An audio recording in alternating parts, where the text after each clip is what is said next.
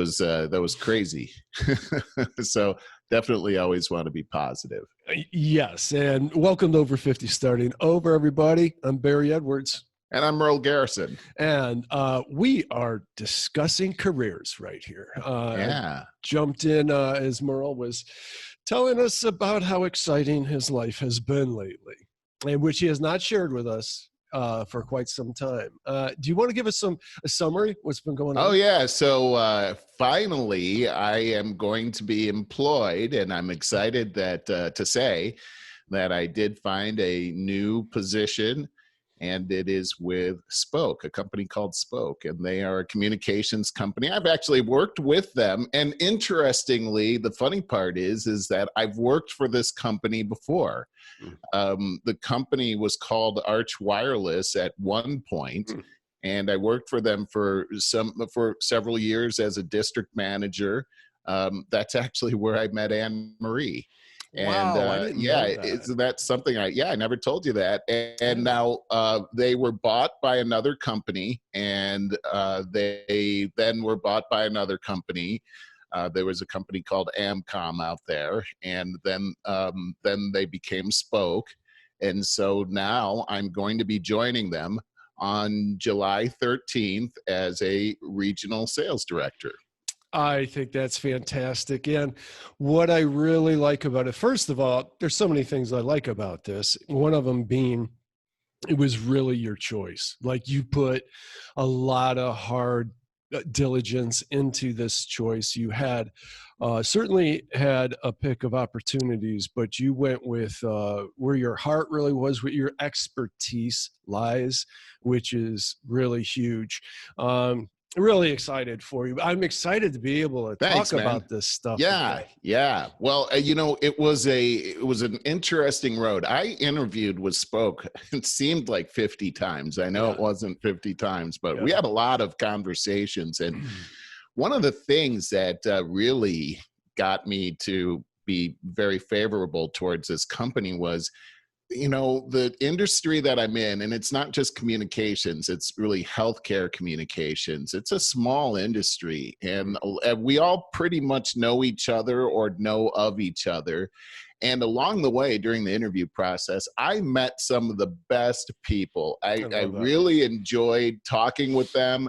And you know what's interesting, Barry? A lot of the talk would start out with Over 50 Starting Over. I'm getting goosebumps actually thinking about this because they love the show. That's fantastic. It was great. But it's not just that. You told me about a lot of your interviews and how people would say, it was kind of a clincher because you're so poised. You speak so well. You do. You are so good on this podcast. But that was a deciding factor for a lot of people is, wow, this guy's a great communicator. Well, the thing is, Barry, is of course not everybody agrees with my viewpoints. I mean, that's just life, right? I know, I don't. And vice versa. But that's the beautiful thing about the show is how we handle ourselves in the face of disagreement. Yes. And it's always with respect. It's the key element.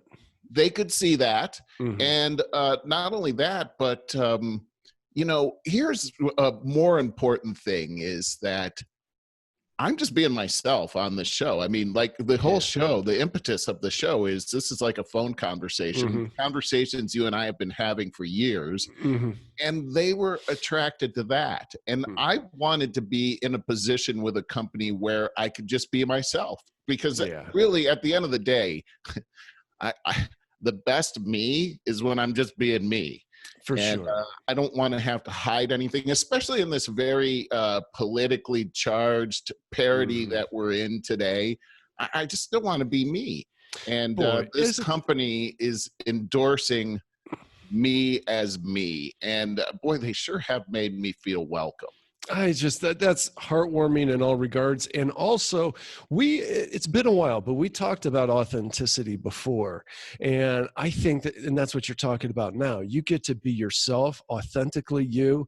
And that's when we're at our best. And we can all take a little bit from that. You are going to be your best self in sales. And regardless of what you do sales in any given day. And so to be your best self authentically is the best that you can do to persuade somebody to your point of view, and to negotiate, because we are always negotiating. So authenticity means everything, but it's not just in negotiations. It's about happiness. If you're spending I don't know, 2/3 of your waking moments at work or whatever it is. Right. You want to be happy doing it. You're going to be happiest being your authentic self, not, so often we feel like, what's the word? Imposter syndrome.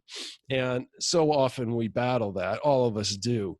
And so it's just, if we can make attempts to be as authentically ourselves as possible, that's going to always work out in our best interest.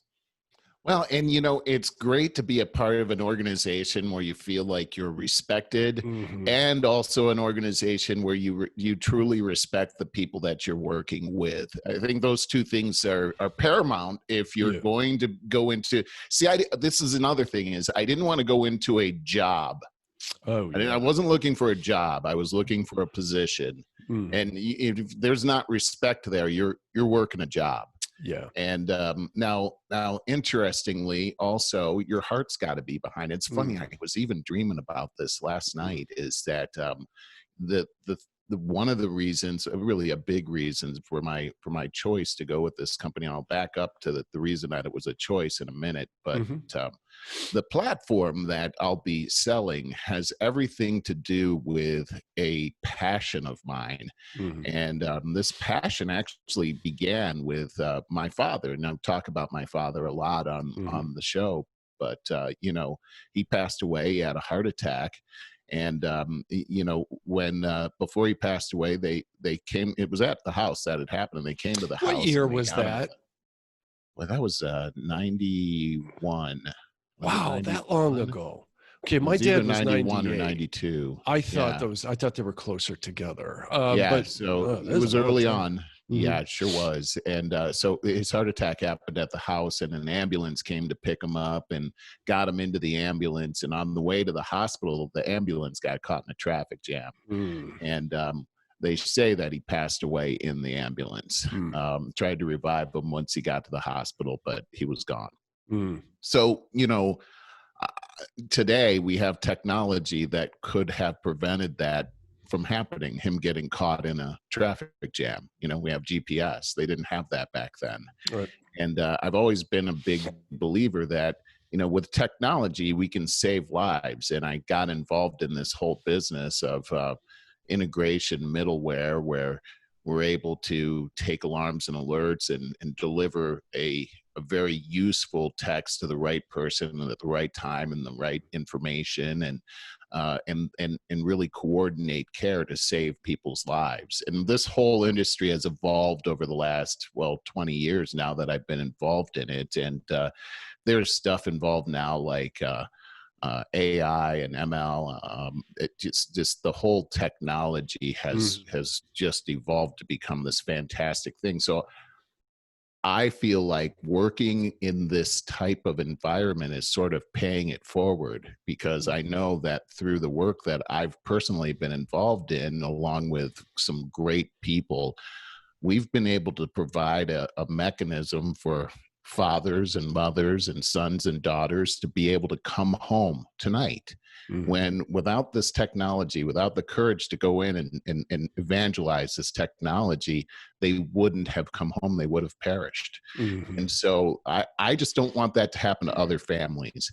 And so when this opportunity came around, this is a platform that does basically the same kind of thing that's evolved that I've been involved in for the last 20 years. And they've invested $100 million into this platform. And this is an opportunity here to be involved in something I'm passionate about, and something that I can take the ball and run with, and really provide a safety net for people like you and me and our families. And it's something that it's not just a job, it's a mission for me. For sure. And you get to be that's back what's so exciting. And you get to be back with a team again. Not only that, fun.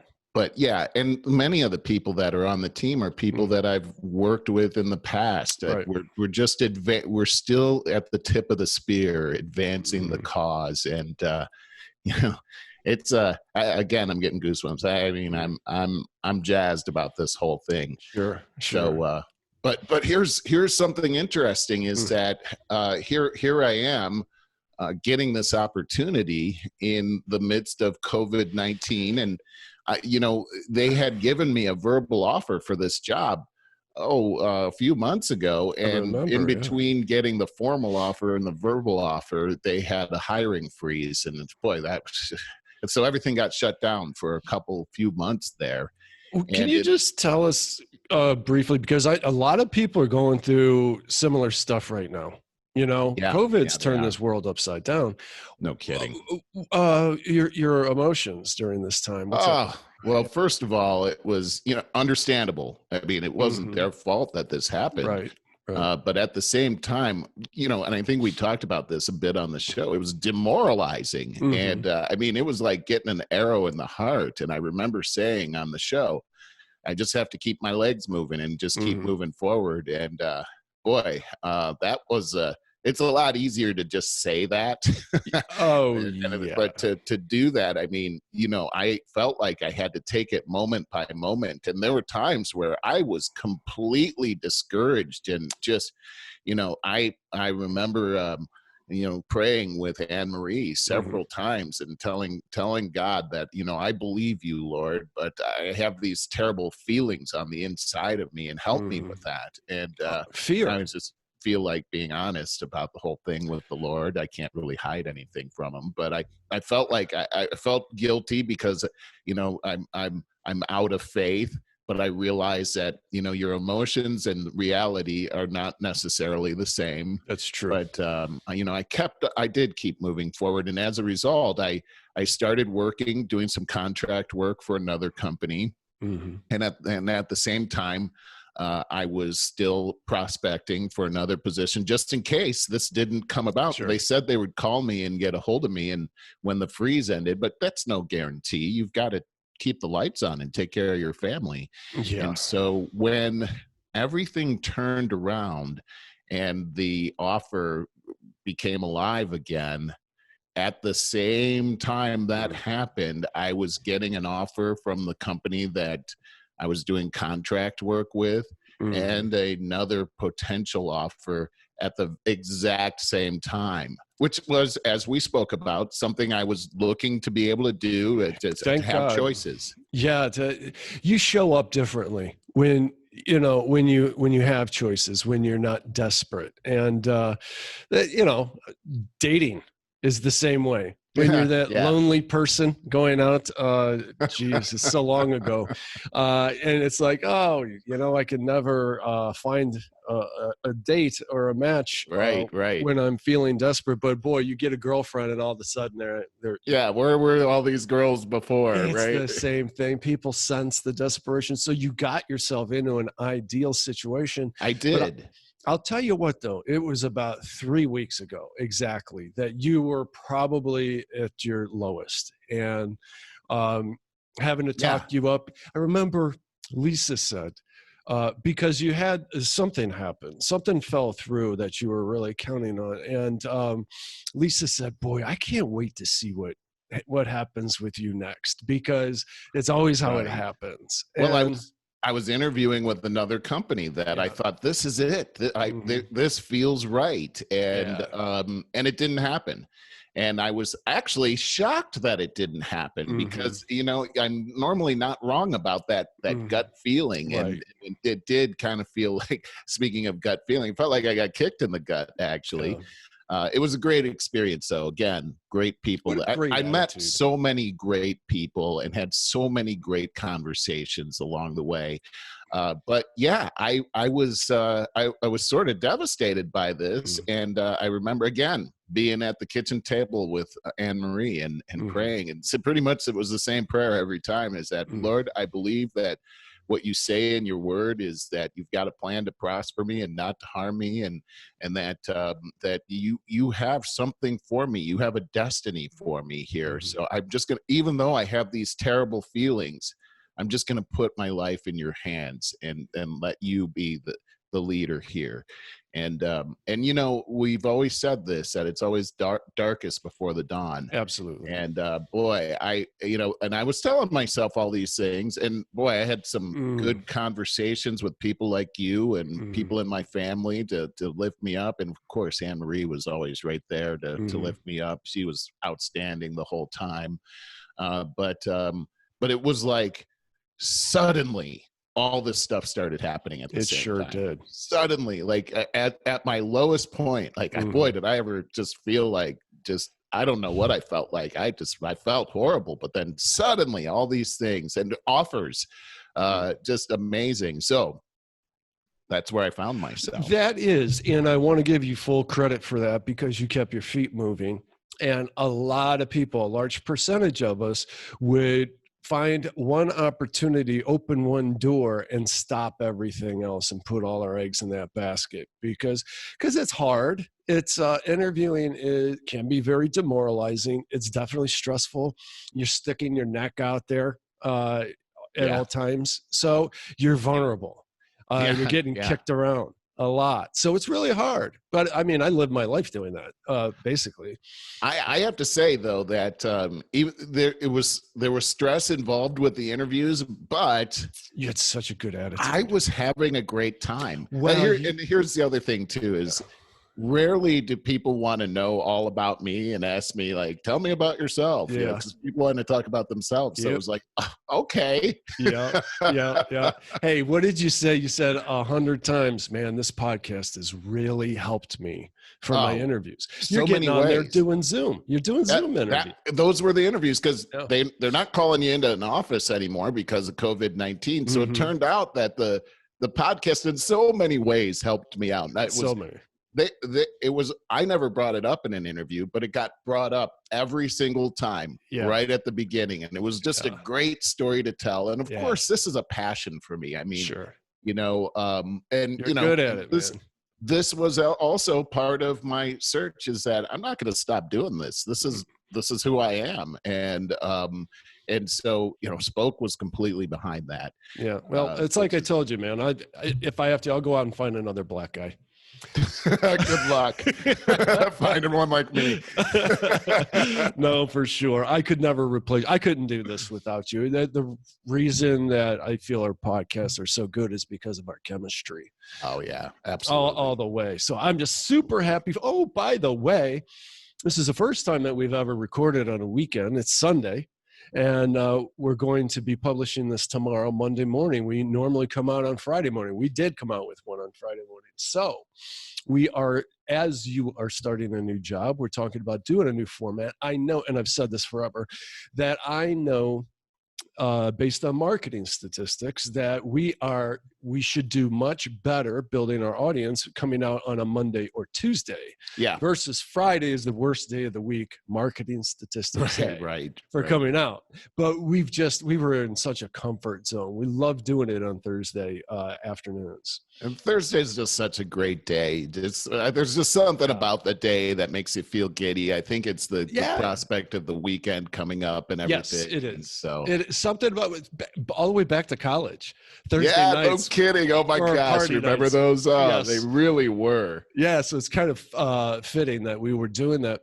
But I said to you a couple of weeks ago, Lisa, it was in the morning, Thursday morning. She goes, is Thursday your favorite day of the week? And I'm like, what do you mean? She goes, well, it's mine. It's podcast day. And that really meant a lot to me. It's that meant a lot to me too. I love that. I love to hear comments like that. Yeah, absolutely. So you have gone through such an emotional roller coaster. I'm glad that it's going to stabilize now, but mostly, and I told you this right before we got on, I'm glad that you're going to feel like you can start talking about work again, because I got to a point where I'm just talking about the O5O stuff from my side, and it's like you just kind of turned your back on the whole work talk for a while. Yeah, And, well, it became, so much to share. it got to a point though where it was just Demoralizing. I want to be very positive, and it was pretty much uphill. And of course, it's good to talk about these things, but for a couple of weeks there, I just really needed to keep some stuff to myself, and especially so I'm interviewing. I mean, I have 3 companies that I'm looking at, and they're all watching the show, and so I didn't want to, Right. I didn't want to say too much about what I was doing out of respect, actually. Of course. And you've had nothing but good things to say about all of them. Oh, everybody was just, it was let me tell you something. That was the hardest part, was making a choice. And I think you took it down to the midnight hour, man. To the last minute, actually. And I found it to be harder to say yes to a company, or to say no to a company than to say yes, because the people that I was saying no to were people I had grown awfully fond of. Oh, sure. And both companies, the other 2 companies that I had to say no to were there were full of people that I knew and have worked with for, so like I said, in this industry, we all know each other. And so it was like, you brought up the dating scenario. It was like, I've said this before. I remember, when I was growing up and dating, usually the girl broke up with me. That was pretty much my experience for the first few years of dating. And I thought, man, it'd be so much easier to be the one breaking up with the other person. And I found out the hard way that that's not the truth. It's maybe depends on who you are. Well, yeah. If you have an ice cold heart, I guess it's easy. It makes it so hard when you have this big heart and you care about people. It's almost like you kind of wish you didn't, because it would make life so much easier. But man, I actually was teared up and having to talk to people and tell them these things. It was very emotional. Well, I'm sure from their point of view too, like you're a special guy, and you really bring something special to a company. They're very fortunate to land you, and you in your heart. You got this big heart that you bring to whatever you do, and so they're very lucky to land you. And well, here's what I can't wait for. I want to hear stories. We're going to start a new week. You're going to have a whole week of experiences under your belt. Your mind's going to be, and mostly what I like about you is the positive approach that you take to everything, and even the challenges, or shall I say failures, the occasional failures that we experience along the way, you always turn them into positives. So I can't wait to have you back to the O5O segment and sharing all this beautiful wisdom that you have. Thank you, Barry. I really appreciate that. And I just, you've been a lifelong friend, and you're always there uplifting me and cheerleading me as well. And all through, some of these times, because that's how life is. You're not always going to be on top of the mountain. It's interesting, and I think I might have said this on a show, but on my birthday, June 7th, my brother Scott and sister-in-law Karen got me this shirt, and it said "Climb" on it, and the M was like bigger, so it looked like two mountain peaks. Okay. I remember telling my wife after they left, I'm going to dedicate this year to mountaintops. I've been in the valley, but this, and this is before I got the job offer. I was feeling that at a low point.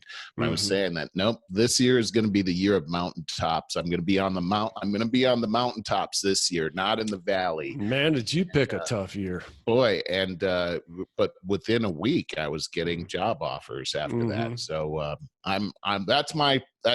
this is the year of mountaintops. You know what? We need to hear that right now. Everybody is so challenged right now. So we got you to help lead us. Right on. All right. I really do love that. Follow me. Yeah, absolutely. You did mention like last week something about you're going to be seeing a shirt here pretty soon.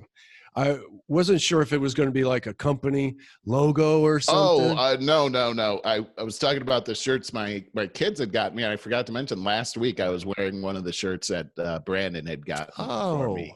And it had these palm trees on it, which you couldn't really see. But palm trees for me symbolize relaxation and Mm-hmm. just, like everything's going to be okay. Yeah. There's a palm tree right there. And so Right. anyway, thank you, Brandon, for getting that for me. My daughter had gotten me a couple of shirts. One of them said, walk by faith and not by sight on it, which is a scripture.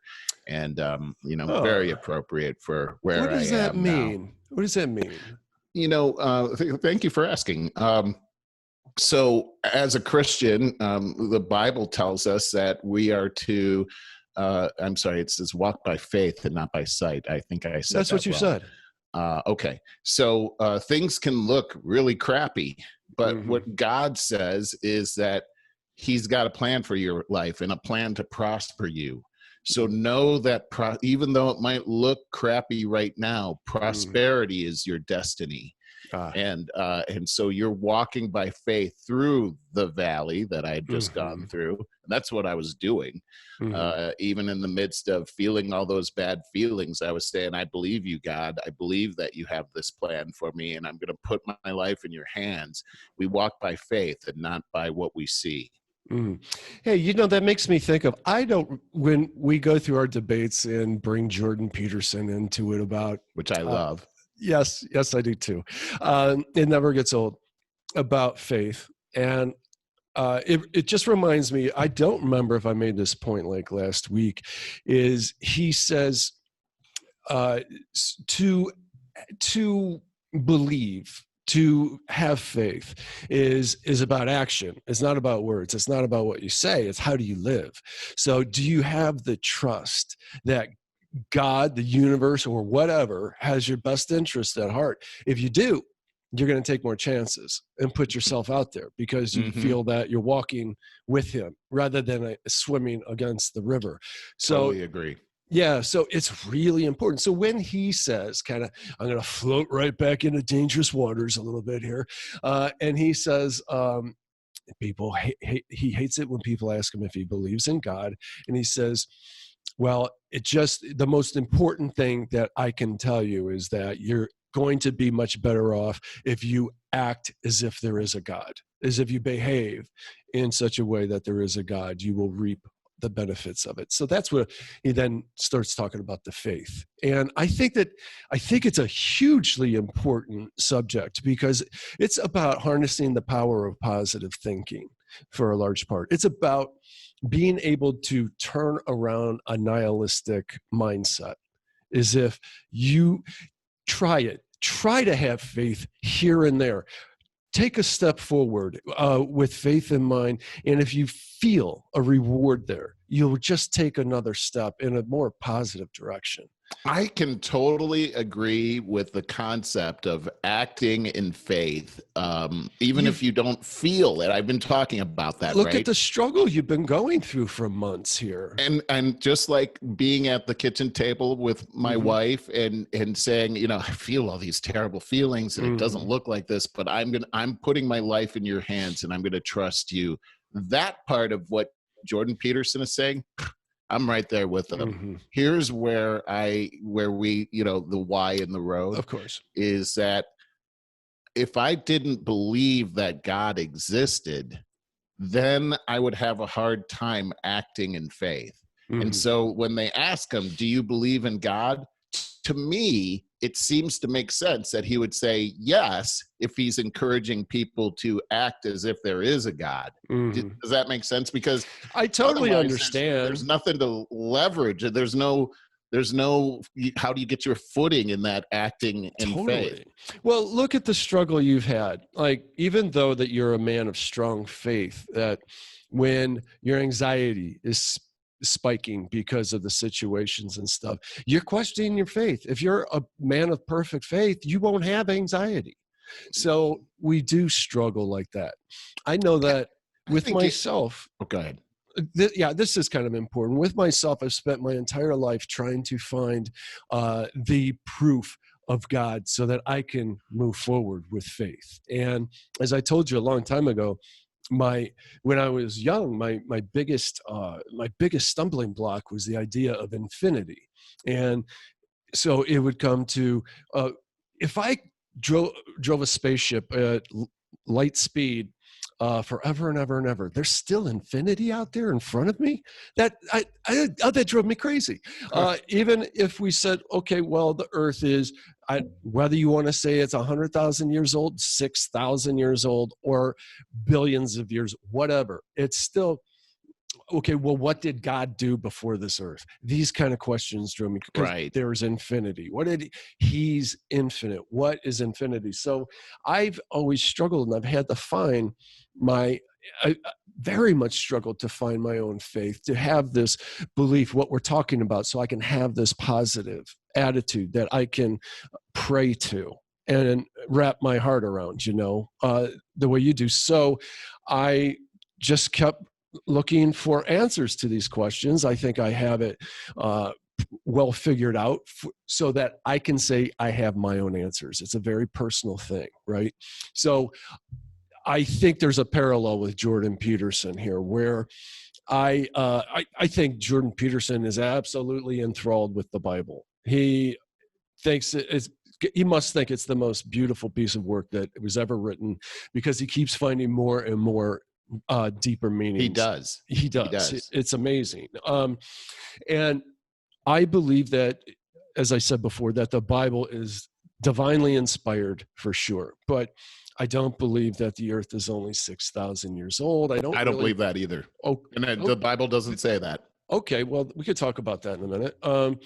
And I don't really believe in the kind of personification of it, but I get it, and that's all fine. When I pray, I do say God. I do pray to God. I do use this. I kind of feel that God and heaven is all the same thing. Unconditional love. It's all pure unconditional love. It is something that we can pray to and harness a bit of that power. The more faith that we have, the more powerful it is, I think. So anyways, I got my head wrapped around what I need wrapped around in order to have faith. So I understand. So I'm trying to possibly make that parallel for Jordan Peterson, possibly thinking somewhat similar, is I can't prove that there's a God for you. I can't prove it to myself, but I find evidence that makes me say it's best that you lead your life as if there is a God, and act accordingly. I see what you're saying. I like how you tied in infinity as well. And I can also see how infinity could really screw you up. I mean, yeah. You couldn't have picked a tougher concept to try to believe in God with. And the interesting thing about this, and what I really love about you, Barry, is that you're voicing things that people, like when they get in church, they don't ask the pastor about, what was God doing before all this happened? Sure. Or, what about if he's lived forever? What about people are afraid to ask those kinds of questions, but there are answers to those questions and maybe some of them we may not understand. One of the concepts that you actually caused me to think about is that when we talk about infinity, is that the Bible does say that God exists outside of the realm of time. And so when you try to figure out what God was doing before time, might actually throw a wrench into things, but time for him is like an object. Like, for instance, he can see all of time, even though it's infinite, because he's outside of time. I understand that. And he's actually the creator of time. And so I could wrap my head around actually above and beyond the concept of time. Time is a realm that you and I live in, but it's not a realm that he lives in. And this is something that you and I have talked about, sort of. We talked about UFOs and stuff like that. But to me, one of the concepts that kind of brings this about is Einstein's theory of relativity. And when you start to take a look at somebody going the speed of light and then coming back to Earth, travel, and this person now is still a young man, but everybody else is old. And when I start thinking about the fact that God is light, and that when you're going the speed of light, you're actually coming into this realm of being outside of time. Do you understand what I'm Are saying? you kind of saying you're closer to light. God in heaven? No, what I'm saying is you've entered into the outside of time realm where everybody else is inside of time. Does that make sense? Yeah. And so they're just like God. I'm not saying that you're closer to God by going that speed, but what I am saying is that you've entered into a realm that God only exists in. And God is forever young. Like he's not we've got all these depictions of God as an old man. No, God is forever young. And so it just sort of, I haven't put all the pieces together on this, but to me, that sort of makes Einstein's theory of relativity seem more palatable. Because I always wonder, well, what the heck? How come I still don't really understand that. By the way, Einstein, they always say he was an atheist, but at the end of his life, yeah, I've heard that a bunch of times. At the end of his life, he's documented as he believes in God.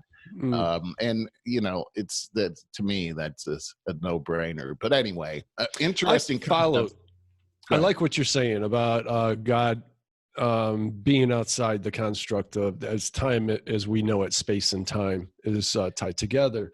I could totally wrap my head around that. I see there's a lot of evidence for the Big Bang. And that's my theory on infinity, is the Big Bang has happened infinite amount of times. I think the Bible supports the Big Bang theory. And that's cool. I still am amazed at how little we know. You and I are still sitting here like a couple of ants trying to still piece this together. I think that I'm surprised how primitive that we are still. I think that alone is another proof of God, is that there's infinite knowledge out there that we've got a tiny pinpoint of that knowledge. But all of these things, there's a reason, there's a way, there's a method. As we start to research how things actually work through science, we start to find that there seems to be a master designer behind all of these things. Everything makes sense when we start to uncover the pieces. And then, to me, that's proof that God exists. And so coming back full circle to Jordan Peterson, is that he's saying that you can't prove God exists.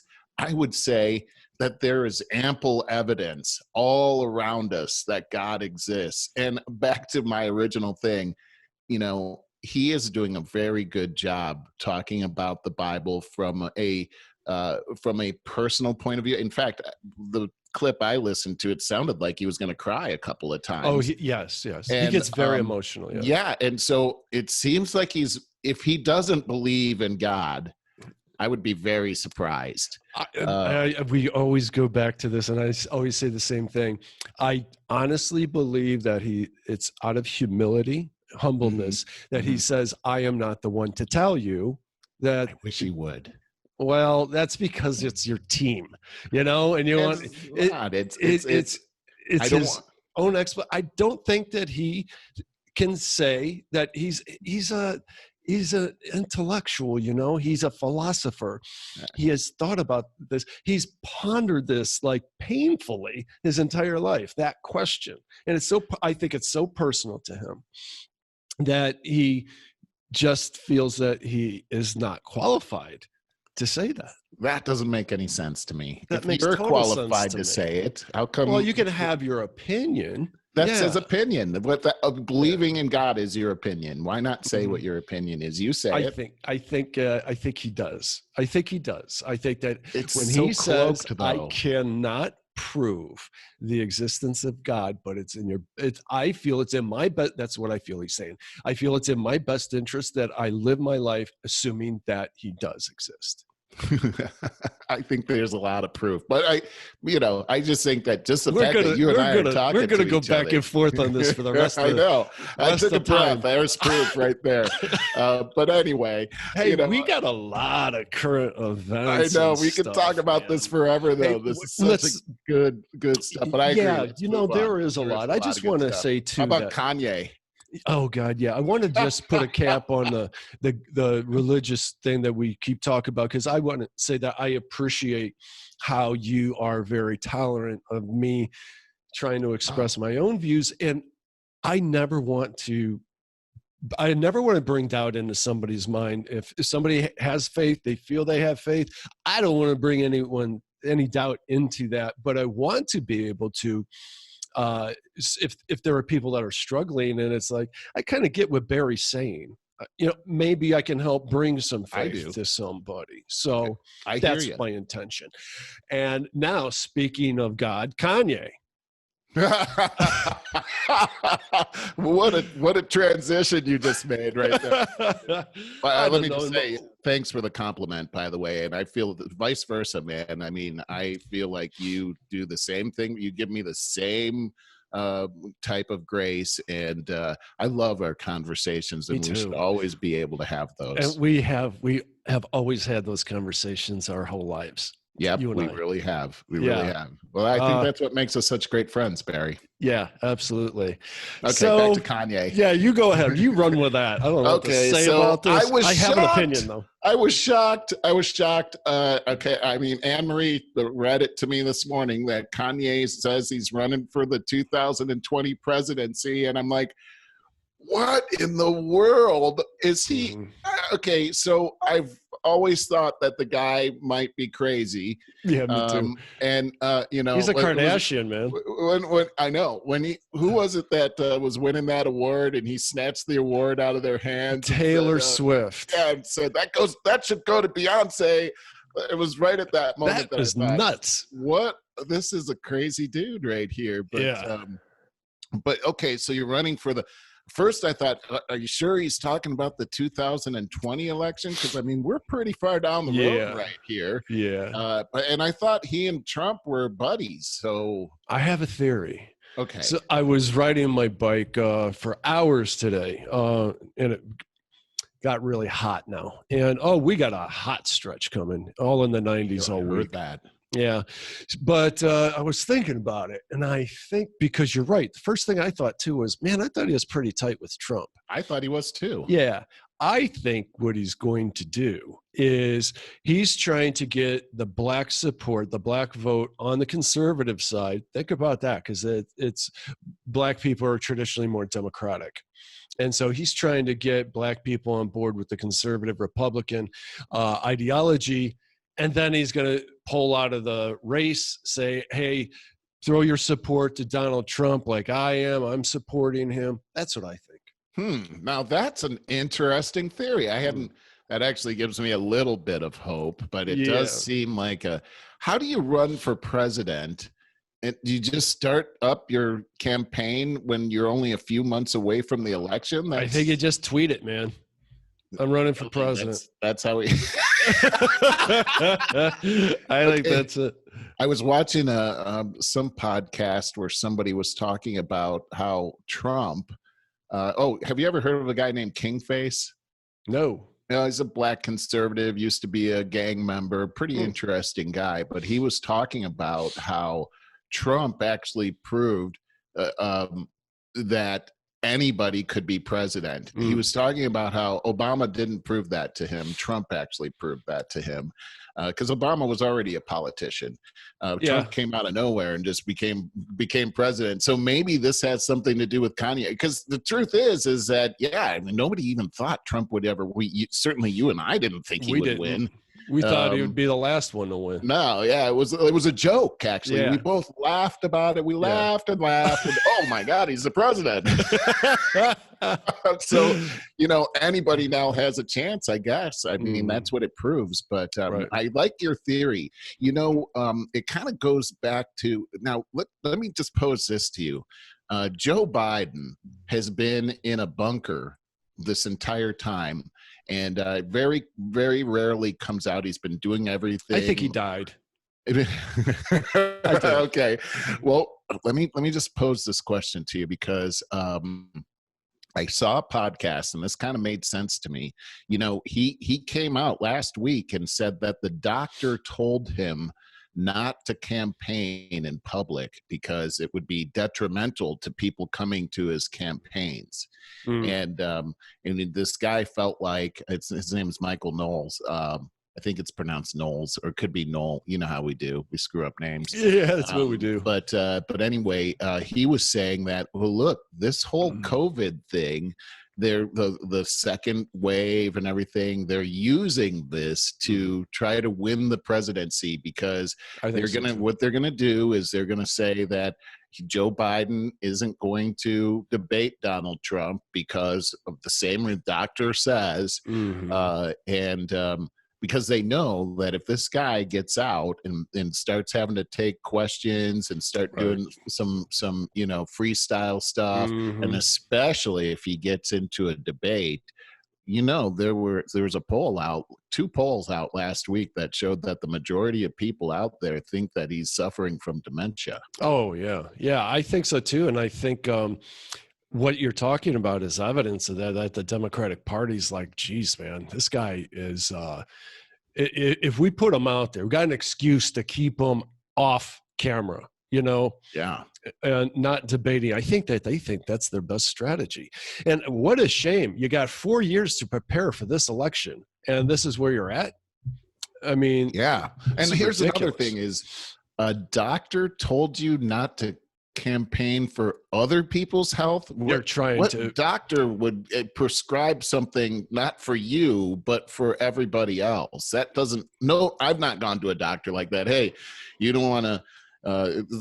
This isn't about you, Merle. It's about everybody else. Nobody should come and see you. Right. Like that, no doctor. No, it doesn't make any sense. But you've seen what they're already doing is showing they're pivoting the whole Trump thing. Trump has a rally, so now they're saying, oh, he's out there with no mask this, no mask that. He's spreading COVID. That's what they're doing, and they are doing that. And it's an opportunity to keep Joe in the bunker, as well. I think it's their best strategy. I think it's their only strategy. Yes. What else could they could they possibly do? Right. Yeah, we just had 4th of July yesterday, and it was a real bummer, man, because they took away our fireworks show. And we have the most spectacular fireworks show every year in the park next to me. And it was just, we could hear fireworks in the distance. People have their own stuff, I guess, which, by the way, a lot of it was illegal, and they were trying to tamp down on that whole thing. It was pretty crazy that happened, but there were protests. Okay, let me just back up. The governor said that we shouldn't even get together with family that lives outside of our house. They closed the beaches. They closed trails, the bicycle trails. They closed restaurants, but they had protests, and they didn't stop the protests all day yesterday. Yeah. Protests were happening. Oh, my God, really? Yep. Oh, I just don't get that. First of all, the beaches, it seems, I don't know where to start with that, because it's very frustrating how little we still know about COVID, and we're debating. Right. And it seems that COVID dies as soon as it sees ultraviolet light, sunlight. I've heard that. Yeah. So beaches should be absolutely fine. Right. But at the same time, you guys have such a dense population. Well, yeah, I hear what you're saying. Here's something about the beach. Is like, have you ever gone to the beach where somebody lays their blanket down closer than 6 feet to you? No. That's never happened to me either. just saying.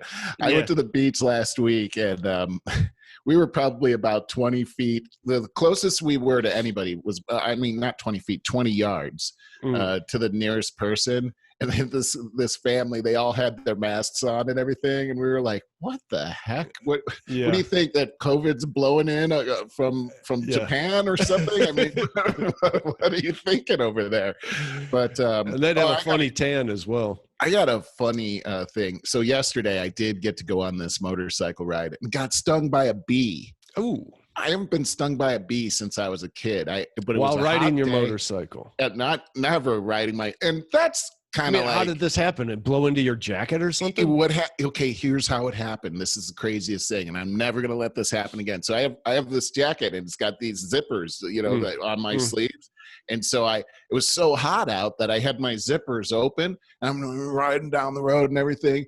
A bee got caught up into my sleeve and it stung me right on the elbow. And I'm on this mountain road and everything. And all of a sudden I sharp pain in my elbow, man. I'm telling you, it took all of my concentration not to just ride off a cliff. Right? Well, I was going to ask about that because worse is I would imagine that you would feel this bee in there and like, you feel something in there.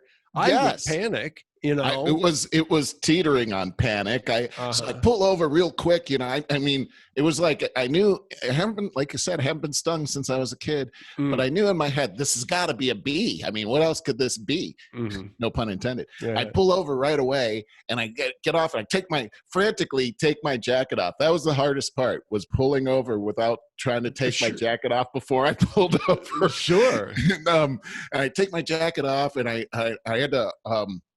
I could see the stinger inside of my elbow right away, and then I couldn't see the bee. I had to reverse my sleeve, and there he was. He was in there, and he was still kind of alive and everything. I brushed him off, and I frantically stomped the life out of him.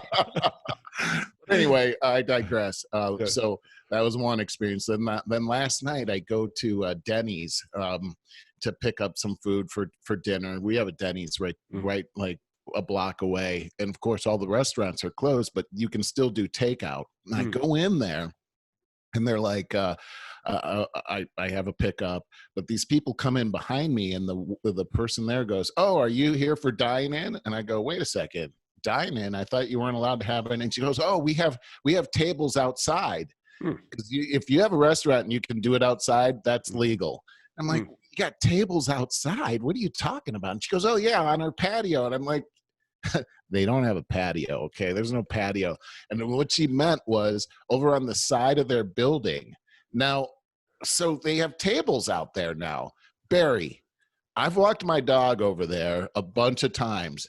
Over on that side, I've seen people barf over there all the time. Stella and I had to chase a giant rat out of there one time, and people are eating over there. So how does this make us safer? Oh man, I'm just saying, like, okay, we're trying to avoid COVID, and now I got to eat in a rat-infested area. Is that I was about to give them kudos for ingenuity until you it's terrible. It's like homeless people sleep there all the time. This place is an opportunity for getting the plague or something. I mean, so now that makes us safer. I mean, it's just so.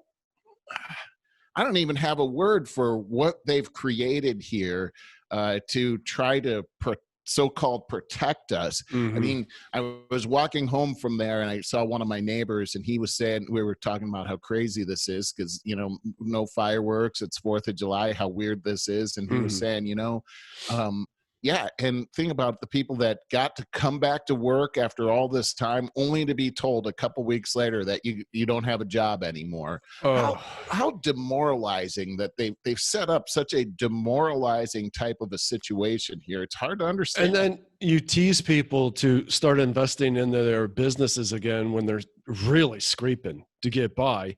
So then they go and invest and then they get shut down again. Yeah. I don't know what to think about it, but I'll say this on the other hand though, Merle, is COVID has really shocked me. I have to say, I was saying all along by June, it was going to be drastically reduced because it's the flu. As soon as the sun comes out and, it's going to be gone. And I don't know, but if I see correctly, the deaths are going down. Dramatically gone down. And if you start to do the research, you'll start to find out that the testing is producing some interesting results. And there's two ways of testing. We talked about this on the last show. But the way that they're jacking up the numbers here. That's really what the bottom line is that they're jacking up the numbers. The people that they're testing that say they have positive COVID, well, that means in a lot of cases, they have antibodies for COVID. It doesn't mean they actually have COVID. And those antibodies could be coming from a form of COVID that's just the common cold.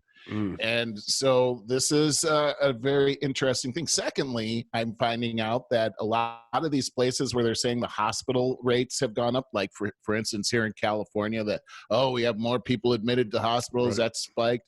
Well, what I'm finding out is that if you have COVID antibodies, but you've been you've actually been admitted because you have some other problem, let's say lung cancer, and they're putting you down as COVID. You're a COVID patient. Yeah. So these are causing the numbers to increase dramatically. And not only that, we've got these, I mean, I don't know if you've gotten these on your cell phone, but I'm being bombarded with COVID numbers and these increases and everything. So they're scaring people. They're trying to scare people. And you know what? This goes back to the doctor says I shouldn't be out campaigning. This seems to be a coordinated effort here. When you start to look at who's behind all of this, I don't know, man. I don't know what to think on all of this. Yeah, well, let me ask you this: how many people do you know have COVID? None. I don't know. I can't, off the top of my head, think of somebody who knows somebody that has COVID. Yeah. So I just say this: that to me, I think with all of this stuff they're talking about on the news every day, you would think you would know at least one person that's got it or gotten it.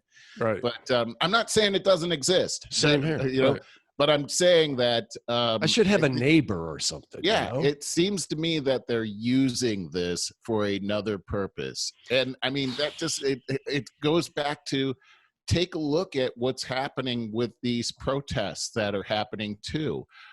There are people that are legitimately out there protesting, but there are organizations that are using the protests to accomplish another purpose. And it has everything to do with the fact that we're in election season. There are opportunists that are using this. It's so interesting when you take a look at how they're using it. But I mean, we've talked about this before. The whole Black Lives Matter movement is backed by, they're a spinoff of an organization called the Freedom Road Socialist Organization. They've been out there for decades. They are a spinoff of the Communist Party USA. I mean, if you start to look at all of these protests, the Freedom Road Socialist Organization is sponsoring all of them. And when you look into Freedom Road Socialist Organization, you'll see some amazing things that they're doing. For instance, one of them is that just a news story that I was reading about how they backed the Chicago Teachers Union. And the Teachers Union was all about trying to shut down school choice in the inner city. They don't want those people going over to a charter school or a private school. And to get a better education. And they actually teamed up together, these two organizations, Freedom Road Socialist Organization and the Chicago Teachers Union, and sent delegates down to Venezuela to learn from Maduro's team, the communist Maduro, who has taken over Venezuela, to learn how they've been able to combat the United States effort to control them through embargoes, and how to learn from them how to educate their students, because apparently he hasn't shut down any of the schools since all of this tragic events have been happening there. You know, the average Venezuelan has lost 15 pounds there since these events have taken place. They're not on a diet. No, I know. No, that's all really scary stuff. And so when you start to look at who's backing all of this, and also when you start to look at who's backing Freedom Road Socialist Organization, some pretty amazing names come out. Of course, George Soros's Open Society Foundation, his foundation to promote open society. I mean, you look into George Soros, come on. His name always comes up. It does, but he's not the only one. Ben and Jerry's, the Marguerite Casey Foundation, these are, she's the sister of Jim Casey, the founder of UPS. The Tides Foundation was started by a guy named Drummond Pike, but he started it with Jane Bagley, who is Jane Bagley Lehman. She's the heir to the R.J. Reynolds Tobacco Company. Think about how many black people have died smoking cigarettes, and then that money is going into supporting Black Lives Matter through Freedom Road Socialist Organization. But get these.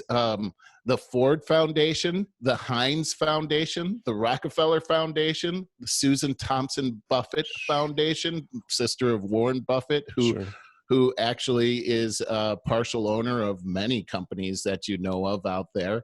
Public welfare. Our tax dollars are going into this. The American Heart Association, Kellogg Foundation, Kellogg Cereal. I mean, American Airlines. They're all involved in this whole thing to change. What are they trying to do? How is this helping black people? What good thing has come out of this, Barry? Good. That's a really good question. I have no idea. But I think I said on the last podcast, or maybe I said it to you after. I don't know. But if we could harness the chaos that is happening right now, and actually find some real change that would be downsizing our government considerably. That would be good. It would be good if we could reduce the amount of lobbyists, the effect of the lobbyists have on our government. That would be ideal. That would be absolutely ideal. Yeah. But that doesn't seem to be what they're trying to defund the police. How is that helping black communities? And I heard today that I think it's New York. Oh, yeah, of course, de Blasio. He cut their budget by $1.5 billion. Yeah. And look what's happening there. They're starting a new Chaz or Chop or something outside of their city hall. Oh, it's terrible. It's outside of their city hall. Yeah. See, I think that works against their favor because their Chaz Chop thing in Seattle was a disaster. That terrible. You saw what happened. I mean, they set up this anti-police socialist utopia, and it almost immediately becomes a fascist state. A miniaturized fascist state. So, and the violence and the violence, jeez. So I thought it was interesting how one of the first things they did was put armed guards at their borders. Yeah, their borders. Yes. They're supposed to be against that. It's amazing. Funny. It's amazing. Hey, did you, we are at an hour already. I can't believe it. Did you hear or read that Jeffery Epstein accomplice? Yeah, she's now indicted. So my question to you is, does she get offed? Did the cameras stop working? Yeah. So, I mean, how I would be she's got the goods if I were her. Oh, yeah. Yeah. She's got the goods on everybody. She has to. Yeah. She's probably got COVID. I don't doubt that one bit. So I find that interesting, and we're gonna see if all of a sudden COVID takes her out.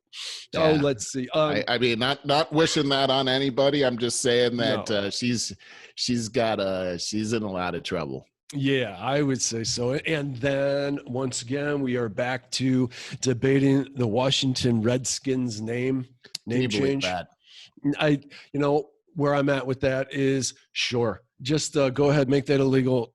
Change Cleveland Indians to Cleveland Crackers or something. Nobody's going to care about that. Washington Redskins, make them puppies, Washington puppies or something that could. And just say, we are going to make sure that there is no more celebration of the American Indian because we found somebody out there that got some attention. Well, they've taken surveys and that 9 out of 10 people who are Native Americans do not have any offense towards Washington. But one person got on a soapbox and got some attention. You know? Hey, did you hear that they're going to do the Black national anthem before the first game, before the Star Spangled Banner? So first game of every NFL game, the first game, they're going to play the Black National Anthem before our national anthem. What is the Black National Anthem? You never heard of that? No. Come on, Barry. What? I never heard of it either. Wow. But you know what? I just found out about June. What is Juneteenth. that? Yeah, I just found out about that, and everybody acted like this has been a national holiday forever. Yeah. I mean, it has been on the books for some time. I just recently found out about it too. But the Black National Anthem, and I don't know, I don't have the name of the song here. It sounds sort of like a spiritual song. I read the words to it, but I haven't actually heard it before. But nobody came and asked me, hey, we're thinking about this Black National Anthem, Merle, what do you think? No one asked me. I mean, I didn't even know about this, so I'm not in the loop. But here it is, like, divide us again. Divide us more. If there was a white national anthem, I mean, what are we talking about here? I don't really understand it. That's exactly that video with Morgan Freeman being interviewed, and a guy's like, well, what do you think about Black History Month? He goes, what about it? He goes, that's ridiculous. Is there a white history month? No, I'm Jewish. Is there a Jewish history month? No. He goes, I don't want a Black history month. No, it was Mike Wallace, and he didn't just say no. He said, do you want a Jewish history month? And he acted like he was offended, and he was just like, oh, no. And he's like, see what I'm saying? Right. I mean, yeah, man. That's divisive. Now we have a separate national anthem for Black people. Here's the deal is that it is a concentrate. I just read you all of these different sponsors of the Freedom Road Socialist Organization. So this is a conglomeration of very rich leftist white people like George Soros and globalists, of which George Soros is, and also multinational corporations. They have all teamed up together. Now, FedEx owns the namesake for the field over that the Washington Redskins play in. So it's FedEx that's putting all the pressure on them to make this change. This is a coordinated effort that's happening here. And what's happening is they're stealing our liberty and our freedom. Oh, yeah. And, we went back to this, back to the Declaration of Independence. For Black people not to stand up for the national anthem and say that, this whole 1619 movement has been, it's caught on fire. It's based on lies. But these people that put together the Declaration, it was not about slavery. It wasn't about white elitists that put all this together for just white people. The very words that are in there were invoked by Martin Luther King. He called the Declaration of Independence in the I Have a Dream speech the promissory note, that he was calling on America to cash in on the promissory notes for equal rights. It is that Declaration of Independence that caused the end of slavery, not just in our nation, but it's the idea that caused the end of slavery worldwide for the most part. The very fact that these people can go out and burn a flag and march and say what they want is based on the Declaration of Independence. This is what our whole country stands for. It's the way that people have been able to get out of poverty and actually make a foundation, a place where their kids can actually move forward and spring forward off of. At least that's what happened in my family. And to not stand up for the glory of that. Is the country perfect? No. We've come through some tough times, but I mean, to have a Black national anthem in the NFL, you know what? I'm not watching any games this year. I'm done with the NFL. Well, I'll tell you what, they just shortened the preseason by two games. They discontinued the first one and the fourth one. So there's that. So we'll see. They're already saying, these players are already saying they're going to take a knee during. They'll stand up for the Black national anthem, but they're going to take a knee for the. Oh God, the leftists love this division. They absolutely love this division. It's divide and conquer. That is the strategy. And we know one thing is that in order to accomplish their means, they have to divide and like you're saying, and conquer. What are they looking to do? They want to crush what we have here under our Declaration of Independence, under our Constitution, and replace it with a socialist government. Yes. That is exactly what their aim is. It's not about, and I asked the question, how is this helping the Black communities? It's not. I haven't seen it. It's not. No, it's not at all. Let's see. What else do we have? I have one other thing. Go ahead. I'm talking to different people that don't agree with me about what's happening out there. And I'm asking the same question, how is this helping the Black community? I'm getting some pretty interesting answers back. But one of the common themes is that the violence that's happened, the riots have actually been sponsored by white alt-right nationalists. Have you heard this yet? No. Yeah, and what they're saying is, have you heard the word agent provocateurs yet? Yes. Okay, so these are police that are sponsored by the alt-right that have actually been the rioters. And they're showing films. The people that I've been talking to have been showing films where people, oh, that's a cop right there. That's a cop. But there's no proof on this. It's sort of laughable. But also, I found out that this group called the Boogaloo group. The Boogaloo group? Boogaloo. Okay. It actually comes from a movie that was a sequel that was it was a joke to begin with, but they're saying, yeah, these guys are alt-right nationalists, and they arrested 3 of them in Nevada that tried to bring a bunch of Molotov cocktails and guns, and these guys are on the right. Another group called Evropa, EVROPA. They're alt-right nationalists. They put out a Twitter that said that now it's time. They were pretending they were Antifa. Now it's time to take over. Look, here's the deal: is the Boogaloo group? These guys don't even know what they are. They're an anti-government organization. They believe they're not a right-leaning group. They're a militant group. Sure, I did some research on them. Nobody knows what they stand for. They don't even know what they stand for. Wow. Except for they want to destroy the government and use these situations that are happening, which are prime for reaping havoc. There's bad people all over the place. This Evropa is a neo-Nazi group. And I mean, if you take a look at the political spectrum, Nazi isn't on the right. If you know what Nazi means in German, it's the National Socialist Party. Socialist. Socialism is not on the right. I mean, I'm just saying, like, these people that I'm arguing with, they want to believe that it's somehow Donald Trump is making all of this happen, and that it's people that support Donald Trump that are making this happen. But come on, let's just take a look at this. Look at. I just talked about the Freedom Road Socialist Organization. They're stating what their goal is. They're the ones that are organizing the protests, whether they want violence or not. They're organizing the foundation to take over the government. I think that's a much more important thing that we should be looking at. Yeah, well, I agree. 2020 is one strange year.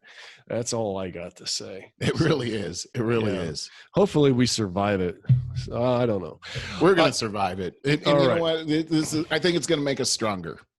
Well, I like that. Once again, you find the positive. You bring out the positive. What was the guy's name that you brought up that was on Rogan's show where he said good to all these negative things? Oh, Jocko Willink. Yeah. His video is called Good. If you YouTube that, Jocko Willink, Good, it's a very popular video. It's fantastic. And it is, this bad thing happened to me. Good. And it's just about, I could face anything. I got goosebumps. Fire. Yeah. See, now this is one of the worst things that we faced as a country. Good. This is going to make us stronger as a country. We're going to learn how to nip this kind of thing in the bud so that it doesn't happen again. If this situation hadn't happened, we would have never known it. And a more organized attack would have happened that we would have been overwhelmed by. Good. We figured it out. We've nipped this in the bud. We're going to stop this from happening in the future and destroying our children's lives in the future. Good. We're going to do this and we're going to win. And the fact is that we still have freedom so that we can put out this kind of information and inform other people so that they know and they can beware. Because in communist China, they can't do that right now. Look at what's happening in Hong Kong right now. We still have a chance, and we're going to take that chance, and we're going to drive this across the goal line. Good. There we go. I love it. Okay. Those are perfect party words. See us at over50startingover.com. And Merle, we'll see you next week. Right on, Barry.